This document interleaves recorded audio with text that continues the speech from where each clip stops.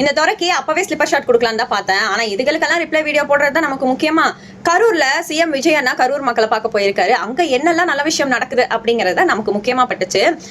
என்ன கேட்டீங்க சார்? மேகாங்கிறவங்க நாம் தமிழர் கட்சிக்கு ஆதரவா தான் பேசுறாங்க. ஆனா தமிழ்நாட்டு மக்களுக்கு ஒன்றும் நல்லதெல்லாம் எடுத்து சொல்லலையே, அநியாயத்தெல்லாம் ஒன்றும் தட்டி கேட்கலையே. மேடம் கேட்கறது எல்லாமே தமிழ்நாட்டு முதலமைச்சரை பார்த்து பொட்டு மாமாங்கிறது. இதை கேட்க போனா கேட்க வந்த பெண்களை எல்லாம் பார்த்து நீ அவனுக்கு வப்பாட்டியான்னு கேட்கறது. அதையும் கேட்க வந்தா எப்படி பேசியிருக்கான்னு பாருங்க. வணக்கம் மக்களே, தளபதி விஜயோட வப்பாட்டியை பாக்குறீங்களா? இதோ இவதான். இவங்களுக்கு என்ன பிரச்சனை? ஐயோ கடவுளே, இந்த பொட்டு மாமாவோட வப்பாட்டிய மிஸ்டர் பொட்டு தகவலோட இருந்துக்கணும் சரியா?